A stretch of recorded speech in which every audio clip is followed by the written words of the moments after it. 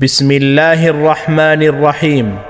قناة أحكام الصيام تقدم. قد سبق معنا في الدرس السابق الكلام عن الأعذار المبيحة للفطر التالية: السفر والمرض والحيض والنفاس. وفي هذا الدرس سنتحدث عن العذر الرابع والأخير من الأعذار المبيحة للفطر، وهو الخوف من الهلاك. والدليل عليه هو قوله تعالى: ولا تقتلوا أنفسكم إن الله كان بكم رحيما. وقوله تعالى: ولا تلقوا بأيديكم إلى التهلكة وأحسنوا. والخوف من الهلاك له ثلاث حالات، وهي: خوف الإنسان على نفسه من الهلاك بالصوم، ثانيا خوف الإنسان على غيره من الهلاك بالصوم، ثالثا خوف الإنسان على نفسه وعلى غيره من الهلاك بالصوم. التوضيح: الحالة الأولى الخوف على النفس من الهلاك، وذلك مثل المجاهد في سبيل الله، فالمقاتل في سبيل الله يباح له الفطر في نهار رمضان، وذلك لأمرين، وهما: الخوف على نفسه من الهلاك بسبب الجوع والعطش والضعف الذي يكون بسبب الصيام، ثانيا التقوي على القتال، فقد قال النبي صلى الله عليه وسلم للصحابة في إحدى الغزوات لما دنوا من عدوهم فقال لهم: إنكم قد دنوتم من عدوكم والفطر أقوى لكم.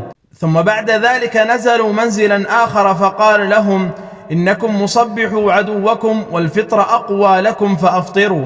وقال صلى الله عليه وسلم لأصحابه يوم فتح مكة: إنه يوم قتال فأفطروا، وغير ذلك من الأدلة.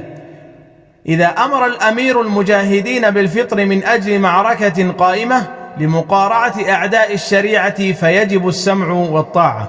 الحالة الثانية أن يكون الإنسان خائفا على غيره من الهلاك بالصوم، فأما من كان خائفا على غيره من الهلاك فإنه يجوز له الفطر في رمضان لإنقاذ غيره من الهلاك. ومثاله التبرع بالدم للمريض، فإذا كان هناك مريض محتاج إلى الدم ولا يمكنه الانتظار إلى الليل فإنه يجوز للإنسان أن يفطر ليتبرع له بالدم وينقذه من الهلاك.